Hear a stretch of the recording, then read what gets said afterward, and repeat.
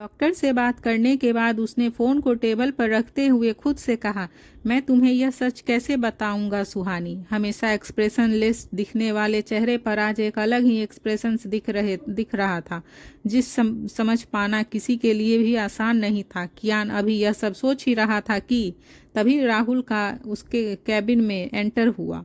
उसके हाथ में दोनों स्केचेस थे। उसने दोनों स्केचेस को कियान के सामने रखते हुए कहा, हरीश अंकल ने जैसे उन दोनों आदमियों को डिस्क्राइब किया था, उनकी हेल्प से यही ये बना है। कियान ने दोनों स्केचेस को देखते हुए कहा, क्या तुम इन दोनों को ढूंढ सकते हो? राहुल ने उसकी बात पर चौंकते हुए कहा, 24 साल पहले ये ऐसे दिखते थे और अब तो इनमें काफ़ी चेंजेस आ गए होंगे। कियान उसके कहने का मतलब अच्छे से समझ रहा था। तभी उसने सोचते हुए कहा, दोनों स्केचेस को अभिनव को दो और 24 साल पहले के पुलिस रिकॉर्ड में इन्हें ढूंढने के लिए कहो। अगर इनका कोई क्राइमिनल बैकग्राउंड होगा तो पुलिस रिकॉर्ड में इनकी डिटेल जरूर होगी। राहुल कियान की पूरी बात सुनकर और उसे ओके बोलकर कैबिन से बाहर चला गया। फिर कैबिन के बाहर से ही अंदर बैठे कियान को देखते हुए उसने मन ही मन खुद से कहा, तारीफ करूं क्या उनकी जिसने आपको बनाया सर। इतनी टेंशन में भी आपका माइंड इतना फास्ट काम कैसे करता है? जहां सारे रास्ते बंद होते हैं वहां से भी आप रास्ता बना लेते हैं। राहुल खुद से ही बातें करते हुए अपने काम में लग गया। दूसरी तरफ विला में सुहानी और शिवी दोनों लिविंग रूम में काउच पर बैठी वीडियो गेम खेल रही थी। पिलर से टिककर खड़ा रिहान एकटक शिवी को ही देख रहा था। उसके चेहरे के बदलते एक्सप्रेशंस और गेम में हार जाने पर अपनी आंखें मीच कर गुस्सा कंट्रोल करने का उसका वह अंदाज रिहान और उसकी ओर अट्रैक्ट कर रहा था। वह शिवी के हर बदलते एक्सप्रेशंस को नोट कर रहा था। उसकी आंखों में प्यार की चमक और होठों पर स्माइल थी, पर दिमाग में हजारों सवाल थे। उन सवालों में से एक सवाल रिहान ने शिवी से को देखते हुए खुद से किया, क्यों देख रहा है उसे ऐसे? यह मत कर, पछताएगा। तभी उसकी आत्मा ने उसके सवाल का जवाब देते हुए कहा, अब बहुत देर हो गई है। तभी एक और सवाल रिहान के दिमाग ने उसके दिल से किया, क्या तू उससे प्यार का नाटक करते करते सच में उससे प्यार करने लगा है? जिस पर उसके दिल ने कहा, शायद हाँ। तभी रिहान के दिमाग ने उससे फिर से कहा, मत भूल तू यहाँ क्यों आया था? उसके दिल ने कहा, कुछ नहीं भूला हूँ मैं, सब याद है मुझे। तभी उसके दिमाग ने उसे ताना मारते हुए कहा, अब कुछ नहीं हो सकता, शिकारी खुद शिकार हो गया है। अपने दिल और दिमाग के बीच चल रही लड़ाई को रोकते हुए उसने गुस्से में अपनी मुट्ठी को कसकर बंद कर लिया और खुद से कहा, मैं कुछ नहीं भूला हूँ, सब याद है मुझे। मैं यहाँ क्यों आया था? बहुत जल्द अब मैं वापस जाऊंगा, पर अकेले नहीं। मैं कियान की सबसे प्यारी चीज को हमेशा के लिए उससे छीन कर अपने साथ ले जाऊंगा। यह कहते हुए उसकी नज़रें शिवी पर ही टिकी थी। दूसरी तरफ विलियम और याशिका लंदन पहुंच गए थे। विराज की डॉक्टर चार्ल्स के साथ पहुंच चुका था। अब बस इंतज़ार था तो कल का। पर विराज इस बात से अनजान था कि जिस होटल में है वह रुका हुआ है, विलियम भी उसी होटल में रुका हुआ था। यशिका फ्रेश होने के बाद अपने रूम से निकलकर विलियम के रूम के पास आ गई। उसने उसके रूम के बाहर खड़े होकर रूम में डोर पर नॉक किया। जैसे ही रूम का डोर ओपन हुआ तो विलियम के सामने यशिका का मुस्कुराता हुआ चेहरा था। यशिका ने विलियम को नीचे से ऊपर तक नज़र भरकर देखा और फिर खुद से कहा, जितनी बार भी देखती हूँ इन्हें उतना ही बार यह पहले से ज़्यादा हैंडसम दिखते हैं। क्या खाते हैं सर जो डे बाय डे इतने चार्मिंग होते जा रहे हो आप? उसे ख्यालों में खड़े देखकर विलियम ने कहा, कुछ बोलोगी अब? उसकी आवाज़ सुनकर यशिका अपनी सोच से बाहर आते हुए जल्दी से बोली, डिनर के लिए चले? उसकी बात पर उसने कहा, हाँ मैं तुम्हें अभी डिनर के लिए ही बुलाने वाला था। उसकी बात सुनकर यशिका ने स्माइल करते हुए कहा, कोई बात नहीं सर, अब तो मैं खुद आ गई हूँ। फिर विलियम ने बाहर आते हुए कहा, चलो चलते हैं। थोड़ी देर बाद वे दोनों होटल के स्टोर में बैठे थे। वहाँ की लाइटिंग और डेकोरेशन दोनों ही बहुत अच्छा था। वह एक ओपन रूम रेस्टोरेंट था। विलियम जिसका सारा ध्यान अपने खाने में था तो वहीं यशिका का ध्यान उसे देखने में था। वह बाउल में रखे सूप को चम्मच से हिलाते हुए उसे देखे जा रही थी। तभी विलियम ने खाना खाते हुए कहा, कैसा लगा? उसकी बात पर यशिका ने ख्यालों में खोए हुए ही कहा, हॉट। उसकी बात सुनकर विलियम ने अपनी झुकी पलकों को उठाते हुए सवालिया नज़रों से उसे देखा। उसके देखने से वह सकपका गई और तभी उसने जल्दी से सूप को दिखाते हुए कहा, सूप बहुत हॉट है सर।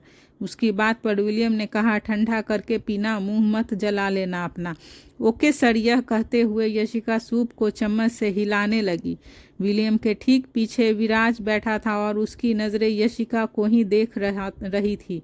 उसे देखते हुए वह मन ही मन खुद से बोला, क्या चीज़ है ये, सीधा आंखों से दिल में उतरी है। एक बार तुम्हें हेलो तो कहना पड़ेगा मिस ब्यूटीफुल। यह कहते हुए उसने अपने हाथों में पकड़े वाइन के ग्लास को होठों से लगा लिया। दूसरी तरफ इंडिया में डाइनिंग टेबल पर बैठे सभी डिनर कर रहे थे। शिव स्टेयर से उतरते हुए आशु को ही देख रहा था। उसे देखते हुए उसने मन ही मन खुद से कहा, पिछले 30 घंटों से तुम मुझे इग्नोर कर रही हो। शायद तुम यह जानती नहीं हो कि तुम्हारा मुझे यूं इग्नोर करना तुम्हें कितना भारी पड़ सकता है। तभी वह डाइनिंग टेबल के पास आया और आशु के बराबर में बैठते हुए सुहानी से बोला, भाभी मुझे भी सर्व करना। सुहानी कियान को सर्व कर रही थी। उसकी बात सुनकर वह उसे सर्व करना छोड़कर उसके पास आने लगी। तभी शिव ने उसे रोकते हुए कहा, रहने दो भाभी, आप भाई को ही सर्व करो। यह है ना आपकी छोटी चूहिया, यह मुझे सर्व कर देगी। उसने आशु की तरफ इशारा करते हुए कहा तो उसकी बात सुनकर सभी हंसने लगे। आशु ने अभी झुकी पलकों को उठाया और उसे घूर कर देखने लगी। उसे आशु को परेशान करने में मज़ा आ रहा था। शिव ने उसके गुस्से वाले फेस को देखा और उसे और गुस्सा दिलाते हुए उसने उसे एक आंख मारी। उसकी इस हरकत पर उसने अपने हाथ में पकड़े फोर्क को और कसकर अपनी मुट्ठी में मींच लिया। आशु ने उसे घूरते हुए खुद से कहा, मन कर रहा है कि अभी इस फोर्क से आपकी जान ले लूं। तभी सुहानी ने अपनी हंसी को कंट्रोल करते हुए कहा, आशु शिव को खाना सर्व करो। उसकी आवाज़ सुनकर वह अपने होश में आई और बाउल उठाकर उसकी प्लेट में खाना सर्व करने लगी। सर्व करते हुए जहां आशु के चेहरे पर गुस्सा था तो वहीं शिव उसे देखते हुए स्माइल कर रहा था। गुस्से में आशु ने उसकी प्लेट को खाने से फुल कर दिया था। वह और खाना उसकी प्लेट में डालते हुए बोली, खाओ खाओ और कम पड़े तो हमारा भी खाना खा जाना। उसके यह शब्द करेले जैसे कड़वे थे पर शिव को वह शहद से भी ज़्यादा मीठे लग रहे थे। उसके इस तरह बोलने पर शिव ने छोटे बच्चे की तरह क्यूट सा फेस बनाकर सुहानी की तरफ देखा। आशु की बातें सभी ने भी सुनी थी, इसीलिए सब दोनों को ही देख रहे थे। सुहानी ने शिव के चेहरे को देखा और जो दुनिया भर की मासूमियत अपने चेहरे पर लिए उसे ही बेचारगी से देख रहा था। तभी उसने गुस्सा करते हुए आशु से कहा, आशु यह किस तरह से बात कर रही हो अभी तुमने शिव से? तभी वह भी अपना कंट्रोल खोकर बरसते हुए बोली, तो और कैसे बात करूं मैं दी, आपको पता है अभी इन्होंने क्या किया। उसने जैसे ही यह कहा ठीक उसी टाइम शिव खाने लगा। उसके खाने पर एक बार सबका ध्यान उस पर चला गया। स्वाति ने शिव को पानी दिया तो उसने पानी पीते हुए मन ही मन खुद से कहा, यह लड़की सच में पागल है। अब क्या यह सबको बता देगी कि मैंने इसे आंख मारी? अगर इसने यह सबके सामने बोल दिया तो भाई आज मेरी जान ले लेंगे। वह डरते हुए खुद से ही बोले जा रहा था कि तभी उसने पानी पीकर ग्लास नीचे रखा और बेचारगी से आशु को देखने लगा। उसके चेहरे के एक्सप्रेशंस देखकर ऐसा लग रहा था जैसे वह उसे कह रहा हो, प्लीज़ चुप हो जाओ मेरी माँ, किसी से कुछ मत बोलना प्लीज़। तभी सुहानी ने आशु को चुप देखकर कहा, बताओ क्या किया शिव ने? उसकी बात सुनकर आशु ने शिव को घूर कर देखा और रूड टोन में कहा, कुछ नहीं। यह कहकर वह बिना एक पल की देरी किए वहां से चली गई। सब वापस अपना खाना खाने लगे, पर कुछ लोगों ने कुछ कुछ बातें नोटिस कर ली थी। स्वाति ने शिव के क्लोज होते हुए उसके कान में धीरे से कहा, तुम्हें नहीं लगता इस दोनों के बीच कुछ चल रहा है? उसकी बात पर शिवी ने कहा, मुझे ऐसा नहीं लगता। कहाँ शिव भाई और कहाँ आंसू, दोनों तो हमेशा लड़ते ही रहते हैं। उसके बीच लड़ाई के अलावा चल भी क्या सकता है? उसकी बात सुनकर स्वाति ने मन ही मन खुद से कहा, पर मुझे तो कुछ और ही लग रहा है। दूसरी तरफ लंदन में विलियम और यशिका अपना खाना खा चुके थे। वे दोनों वापस अपने रूम की तरफ बातें करते हुए जा रहे थे कि तभी विलियम का फ़ोन रिंग हुआ। उसने यशिका को रूम में जाने के लिए कहा और खुद कॉल रिसीव करने के लिए दूसरी तरफ चला गया। यशिका ने एक नज़र पीछे पलटकर जाते हुए विलियम को देखा और फिर उसने अपने रूम की तरफ जाने लगी। तभी वह कुछ कदम चली की ही थी कि तभी अपने सामने खड़े आदमी को देखकर रुक गई। विराज उसका रास्ता रोके उसके सामने बीच में ही खड़ा था। फिर यशिका के सामने हाथ बढ़ाते हुए उसने कहा, हेलो मिस ब्यूटीफुल। यशिका ने उसके हाथ को देखा और फिर उसके चेहरे को, जहां उसे सिर्फ लस्ट ही दिख रही थी। तभी उसने विराज को देखते हुए कहा, एक्सक्यूज मी। यह कहकर वह दूसरी तरफ से जाने लगी।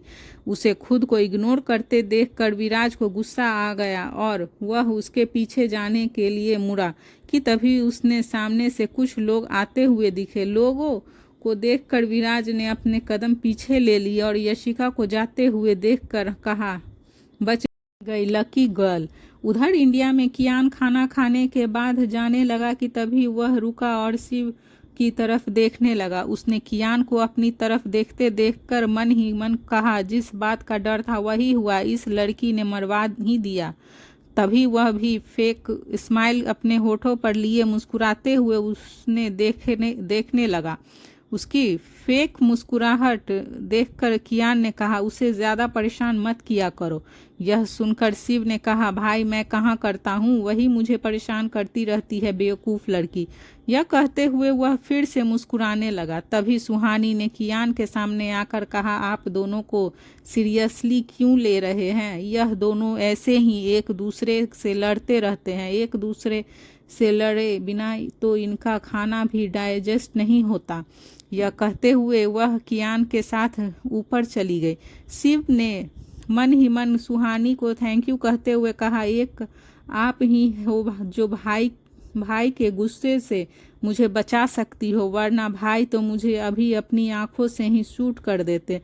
फिर शिवी, रिहान और स्वाति के जाने के बाद राहुल ने शिव को देखकर स्माइल करते हुए कहा, तू यहाँ सारा खाना खा लेना। जिस पर शिव ने कहा, कोशिश कर सकता हूँ, अब इतने प्यार से किसी ने सर्व किया है तो वेस्ट कैसे जाने दूंगा। उसकी बात सुनकर राहुल ने कहा, बेटा चल क्या रहा है यह? क्या मैं यह समझ लूं कि शिव को उसकी पार्वती मिल गई है? तभी शिव ने स्माइल करते हुए उसकी बात पर कहा, समझ मत मान ले। यह सुनकर राहुल स्माइल करने लगा। फिर कुछ सोचकर उसने आगे कहा, पर यह इतने गुस्से में क्यों गई? उसकी बात सुनकर वह पलके झुकाकर स्माइल करने लगा। तभी उसे कॉलेज से लेकर अभी तक की सारी बातें याद आने लगी और उसकी स्माइल और गहरी हो गई।